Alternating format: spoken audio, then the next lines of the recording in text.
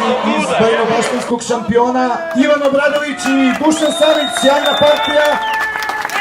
Momci su zaista iznenadili sve, ali samo oni koji nisu bili, kažu, kraj staze, išli su kao vetar i sasvim zasluženo pobedili, stigli do svoje prve pobede u klasi.